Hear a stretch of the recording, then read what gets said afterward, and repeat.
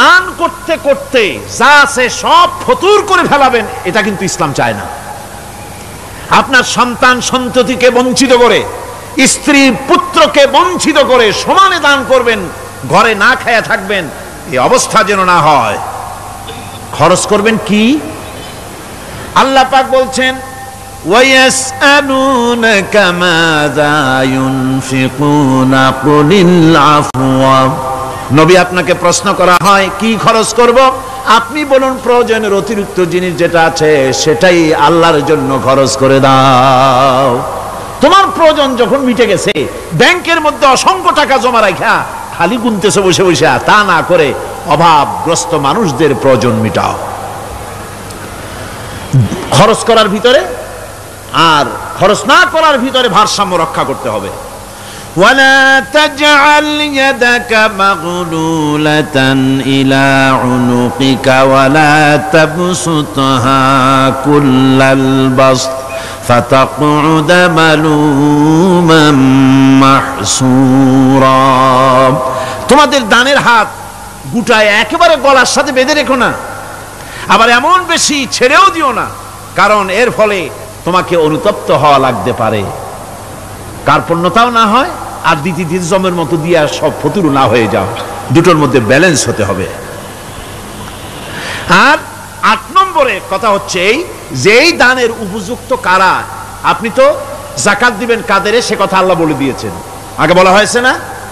কয়টা খাতে দিবেন? মাশাআল্লাহ, মনে আছে আপনাদের।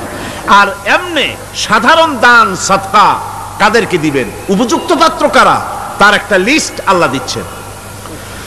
وبالوالدين إحسانا وبذي القربى واليتامى والمساكين والجار ذي القربى।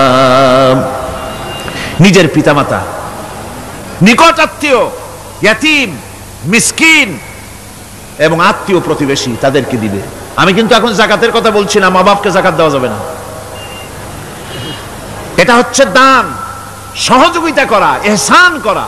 এই ইহসান মা বাপকে, প্রতিবেশী আত্মীয় যারা, মিসকিন যারা, এতিম যারা, অনাত্মীয় প্রতিবেশী যারা, চলার সাথী, প্রবাসী এবং নিজের চাকর চাকরানি যা কিছু আছে, এ সকলকেই এই সাহায্য করতে হবে, একথা আল্লাহ বলে দিয়েছেন। এবং আমরা যে আয়াত আলোচনা করতেছি সে আয়াতের ভিতরেও এই ফেরেশতা আল্লাহ পাক বলে দিয়েছেন।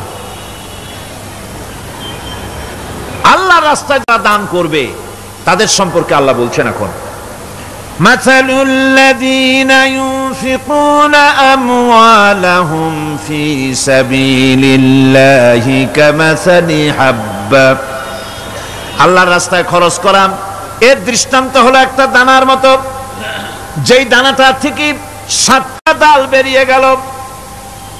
ফি কুল্লি সুমবালাতিন মিআতু হাব্বা, একটা দানা থেকে 7টা ডাল বেরোলো, এক একটা ডালে 100 করে দানা হলো, সব মিলাইয়া 700 দানা হয়ে গেল। ওয়াল্লাহু ইউদাইফু লিমান ইয়াশা ওয়াল্লাহু ওয়াসিউন আলীম। আল্লাহ পাক বলেন এই পৃথিবীতে একটা দানায় 700 দানা যে আল্লাহ রাব্বুল আলামিন তোমার হাতে ধরায় দিলেন, সে আল্লাহ পাকের ব্যাংকে যদি টাকা জমা রাখো, আল্লাহর রাস্তায় যদি খরচ করো, 700 গুণ বাড়ায় আল্লাহ তোমার হাতে ধরাইয়া দিবেন। আল্লাহু ইউদাইফু লিমান ইয়াশা, আর আল্লাহ ইচ্ছে করলে এর থেকেও বেশি তোমাকে দান করবেন। সুবহানাল্লাহ, কোন জোরে। আর এই দান করতে হবে মরার আগে। কোন সময় দেবেন কোন?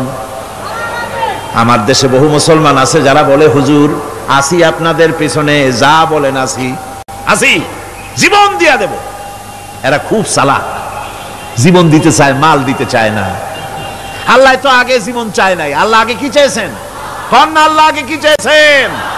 আল্লাহ চেয়েছেন মাল। وَتُجَاهِدُونَ فِي سَبِيلِ اللَّهِ بِأَمْوَالِكُمْ وَأَنفُسِكُمْ। আল্লাহ পাক বলেন জিহাদ করো আমার রাস্তায় মাল দিয়ে আর জান দিয়ে। মাল দাও আগে, মাল না দিয়া যদি আগে মরে যাও মালটা তো থেকেই গেল। সুতরাং মাল আগে আমার রাস্তায় দাও। দেবা কখন? মরার আগে দাও। ওয়ানফিকু মিম্মা রাযাকনাকুম মিন ক্বাবল আইয়াতিয়া আহাদাকুমুল মাউত। আমার রাস্তায় খরচ করো মৃত্যু আসার আগে। فيقول رب لولا أخرتني إلى أجل قريب।